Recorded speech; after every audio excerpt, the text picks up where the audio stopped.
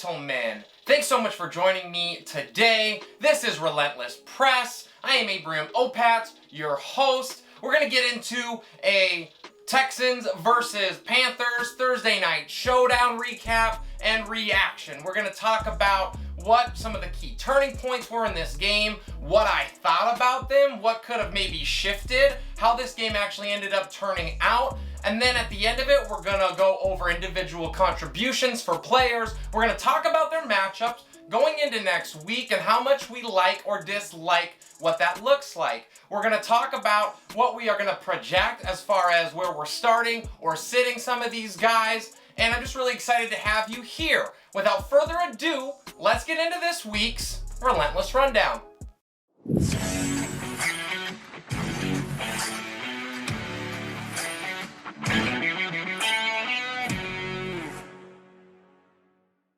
Now, the key story for this game was rookie quarterback out of Stanford, Davis Mills, making his first career NFL start because Tyrod Taylor is out. And it was going to be interesting to see how he would be able to produce against a very brutal and fierce Panthers defense coming in as the #1 overall defense in the NFL. Now, Carolina on their first possession wanted to get the ball early and often to DJ Moore, and they did. He had 2 touches. Surprisingly enough, Christian McCaffrey without a single one on the first possession, and Carolina would have to punt. Same thing on Houston's side. They wanted to get it to their main pass catcher, and that is Brandon Cooks. 2 touches on the drive, but they were forced to punt as well. DJ Moore, who looked unstoppable for most of this night, adds 50 more yards receiving on just 2 catches in the next drive. It is capped off by a Sammy Darnold 6-yard touchdown run. It was a designed play, gotta love it, by Joe Brady, and the Panthers go up 7-0, 6:36 to go in the first quarter. The Texans get the ball back, and they continue to struggle offensively, and this is where it gets interesting. DJ Moore, another 25-yard catch for Carolina on the next drive. Now, at this point, the Panthers are still up 7-0. There's 11 minutes to go until halftime. The Panthers are inside the 10-yard line and have an opportunity to go up 2 scores early in this one. Now, it is 4th and 1, and this is just after CMC went out with that hamstring issue. And so you think about how this game has gone so far, right? Now, the Texans have 1 first down total. They have looked abysmal on offense, and with an opportunity to go to a 2-possession lead, you think, why on earth would Carolina do anything else than take the points? Now, they do decide to go for it. Chuba Hubbard gets stopped short, and the Panthers turn it over on downs. It was so surprising to me because of how horrible Houston was on offense. They weren't threatening. It made it seem like a 2-possession game would be huge to put the Texans on their heels and really force Davis Mills to start making decisions down the field where, of course, he's more susceptible to turn it over.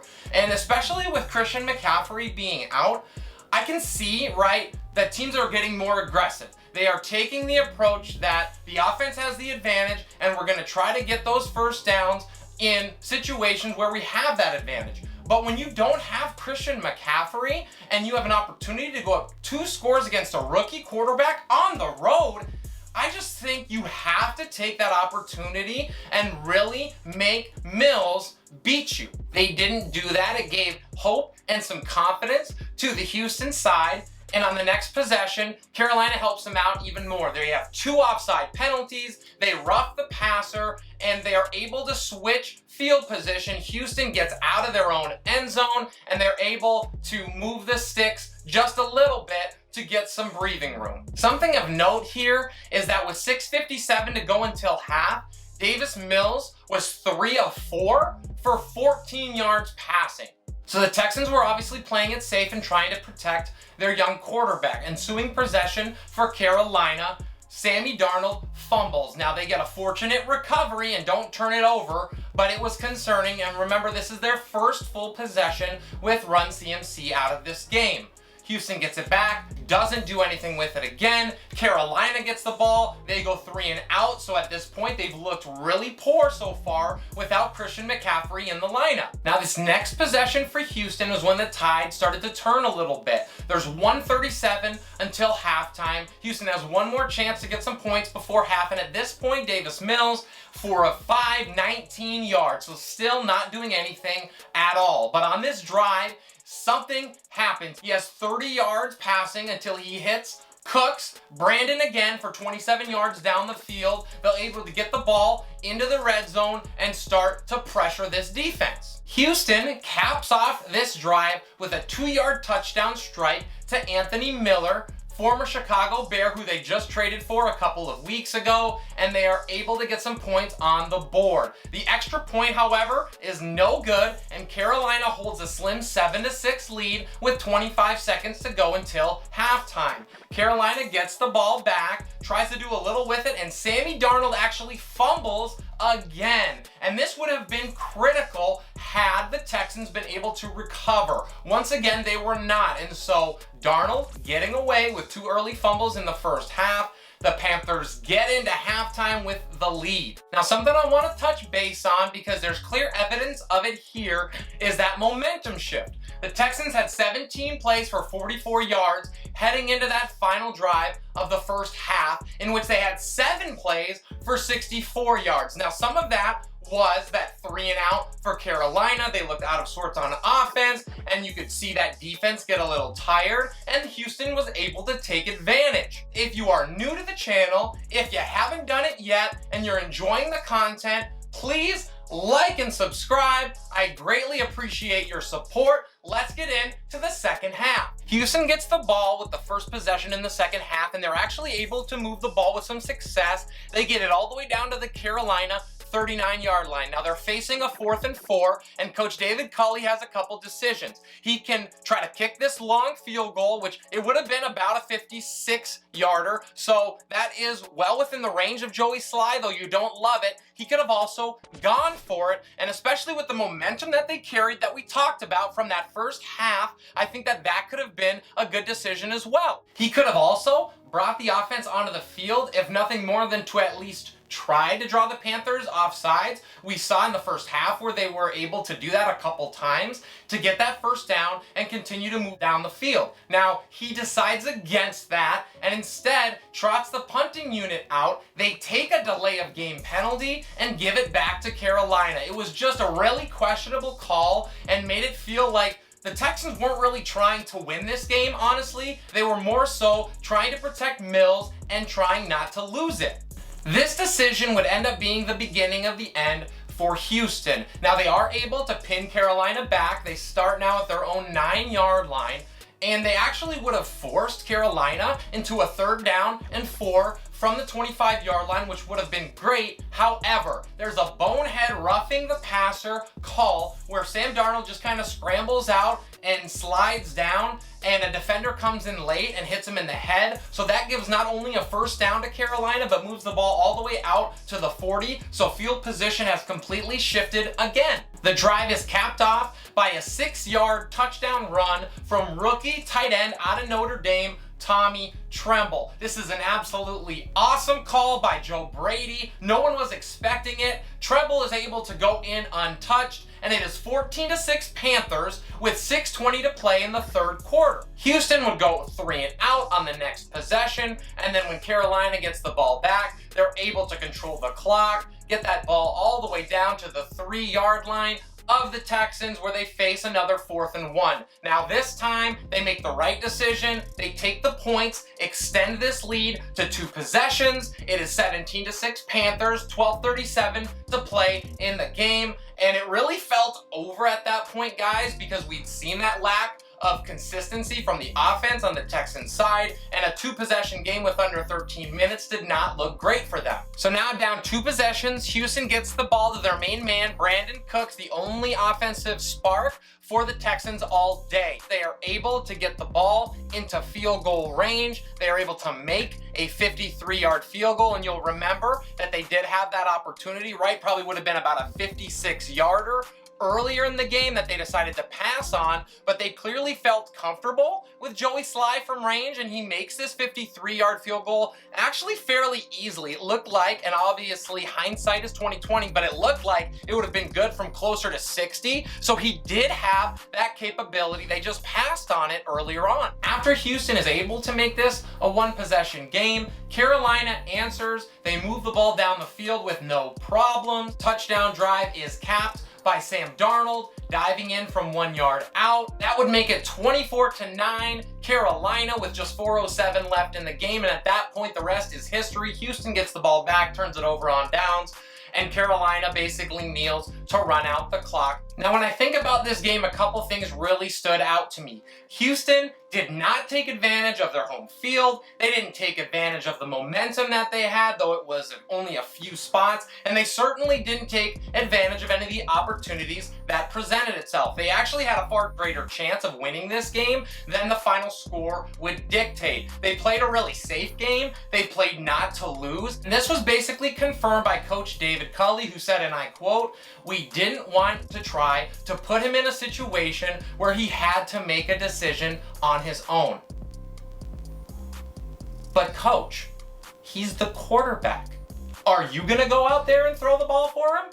He's gonna have to make that decision. That's why he's in the game. I mean, you did draft him in the 3rd round for a reason, right? And of course this is earlier than you wanted to play him, but still, he's in there. So he's the guy. You have to let him make decisions and make plays to help you win this game. Now, I know the Texans struggled to move the ball all day, but they did move the ball some. And when they did, they had to be more aggressive and try to get points on the board where those opportunities presented themselves. A part of the blame definitely has to go to the Texans defense as well. They had a few key penalties. I think about that roughing the passer call late in the 3rd that led to the basically game clinching score. They also had at least 2 pass interferences that gave Carolina first downs that led to points. So those things killed them as well. I just think you can't help but feel a little sorry for Houston fans in this game because it could have certainly turned out differently. Now, when we look at the Carolina side of things,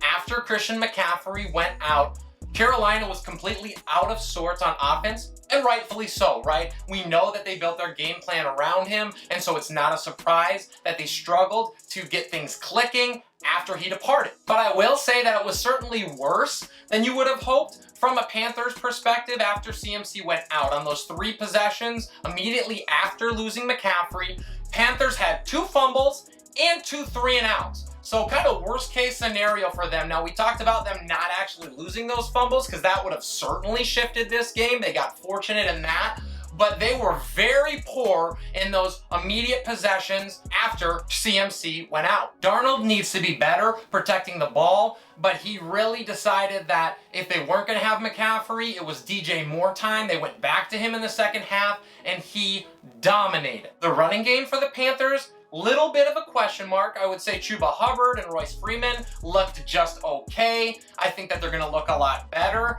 next week after getting 10 days to come up with a game plan that isn't surrounding CMC. So if you're a Panther fan, don't panic just yet. As far as the defense, they were amazing. They held Houston to under 2.5 yards a carry, and they just crushed them up front. Losing J.C. Horn, the rookie stud out of South Carolina, is gonna certainly hurt a little bit, but this defense is legit. Now we're gonna start with Carolina because obviously there's not a ton to talk about on the offensive side of things for the Texans. Now, Sam Darnold, he looked solid most of the night, but he definitely took some time to adjust after McCaffrey went down. He did fumble twice, and he owes a giant steak dinner to his center, Mac Paradis, who recovered not one, but actually both of his fumbles and saved his bacon. He finished 23 out of 34 for 304 yards passing. Now, he didn't have any passing touchdowns, but he did have 2 rushing scores, and so that salvaged his fantasy day for owners. Of course, moving forward without CMC in the mix,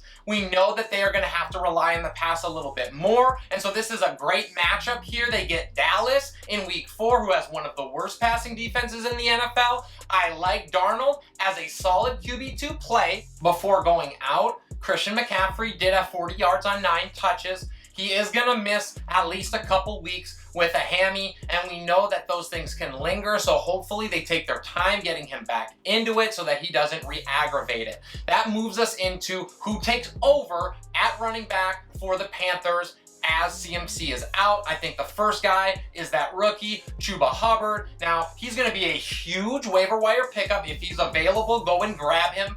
I think he looked all right. He certainly didn't jump off the screen for me, but he should have a good enough workload to produce moving forward. In this game, he had 11 carries for 52 yards, so you love to see that. 4.7 yards per carry, definitely encouraging. He also added 3 catches for 27 yards, so he got some work in the passing game as well. I think he could be a low-end RB2 for now. We will have to see how touches are split up. The other guy is Royce Freeman. He might be maybe a speculative ad for deeper leagues, but he had 5 carries for just 17 yards in this one, so I'm not sure he is worth rostering at this point. Next is DJ Moore, who looked like the best player on the field for almost this entire game. He had 12 targets, caught 8 of them for 126 yards, and he was actually just missed on a 50-yard touchdown pass in the fourth quarter, which would have made his day even bigger. We know now with Run CMC out, there's going to be even a larger ask of him. He's going to continue to get touches, and he is a smash play against the Cowboys. I could see him easily surpassing 150 yards and a tutty in week 4. We'll round it out with some of the other pass catchers for this Panthers offense. Robbie Anderson, who we talked about in our wide receivers rankings video. We didn't like him in this game, and that proved to be correct. He had only 2 targets, caught just 1 ball for 8 yards. I would say that because of the matchup against Dallas next week, he could be a risky wide receiver 4 with some upside, but I don't feel comfortable or confident starting him. Also, Terrace Marshall, the rookie, got a couple more looks in this game. He did have 48 yards on 4 catches. I love to see that he's more involved, but that inconsistency week to week takes him off my radar for starting. And then finally, the tight ends in this offense. It was Dan Arnold, it was Tommy Tremble. They combined for 3 catches for 53 yards. They are waivers at this point and nothing more. If you are new to the channel, or if you haven't done it yet, please like and subscribe. I greatly appreciate it. Now let's get into the Houston Texans offense. They do get Buffalo in week 4, which is a really tough matchup. I don't love it. And of course, Davis Mills, not a lot to talk about for the young rookie. He finished just 19 out of 28 for 168 yards and a touchdown. The ground game for Houston was abysmal. Mark Ingram II looked the best out of the lot, but he finished with just 6 carries for 21 yards. I mean, he is the RB1 in Houston, I think, so that maybe keeps him off waivers for now, but other than that, you are not starting him. Philip Lindsay actually had 7 carries to Ingram's 6, but he tuned those 7 carries into just 5 yards, so we are not playing him anytime soon. For pass catchers, we first go to Anthony Miller. He had 6 targets and 4 catches, just 20 yards, but he did have that touchdown. I would say he could be a speculative ad if you're desperate, but this was more about Adam Humphries being inactive in this game, which is why he had those targets, and I don't know that Miller's going to produce much moving forward, at least not consistently. The big story for Houston is, of course, Brandon Cooks. Now, I missed this one in my rankings, guys, and that was because he had 11 of the team's 25 targets. He finished with 9 receptions, 112 yards. He looked absolutely fantastic. I think this is great for fantasy owners because it shows that even in the worst possible conditions, he can still produce for you guys. He's a wide receiver 2 for sure, moving forward without any worry at all. And that's all I got for you guys. Please leave any comments down below. Thank you so much for watching. This is Relentless Press. We'll see you next time.